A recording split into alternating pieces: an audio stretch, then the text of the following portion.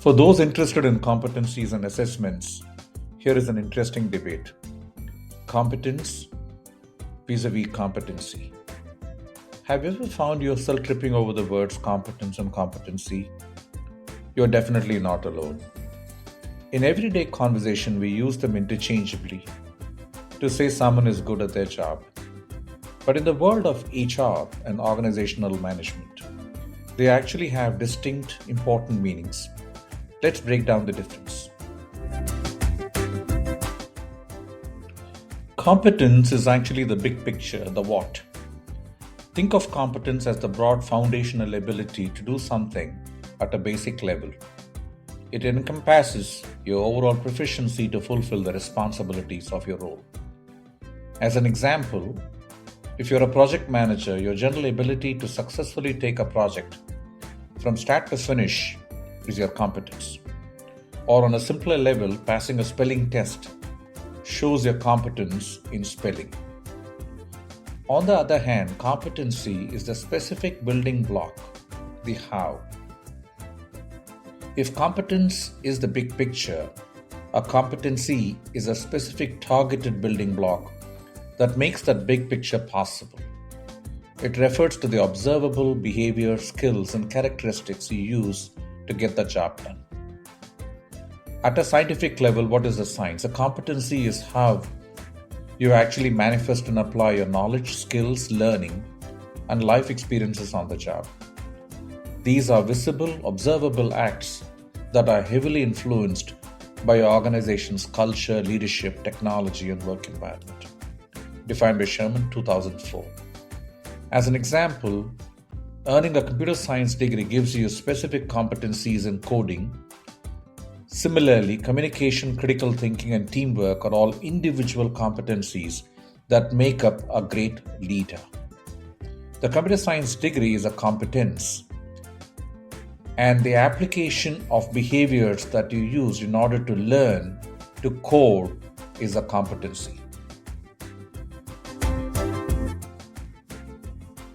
So why is this so confusing? And if you're thinking, oh, wow, those still sound really similar, don't worry. Experts agree. According to Fletcher, 1997, there's been a lot of ongoing confusion regarding the competence movement for years.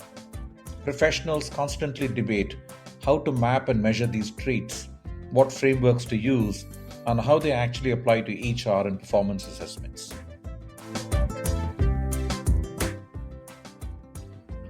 So what does this mean when you put it into practice? How does it actually work in a business setting?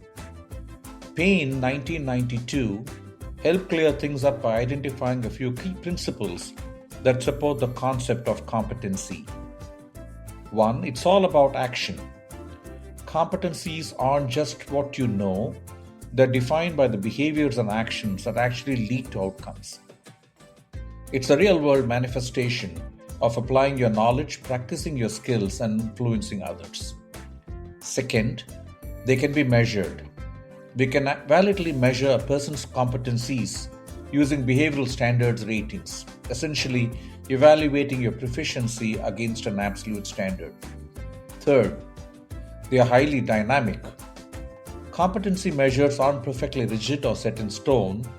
They are realistic, sensitive to nuance, and constantly changing as work environments evolve. They set the bar. Competency maps help us differentiate performance levels based on specific standards demonstrated by individuals or groups.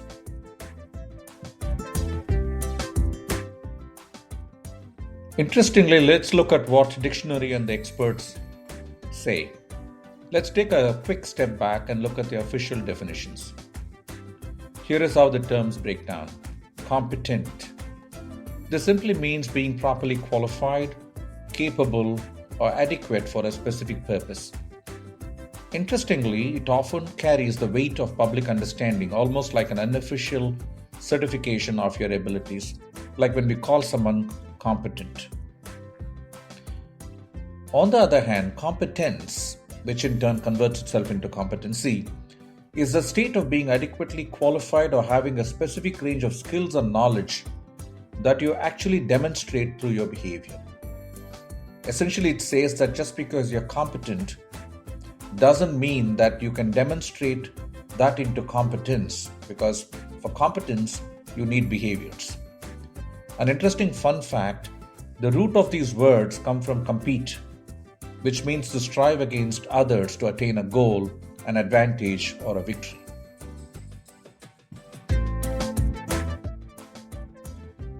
So, what's the bottom line?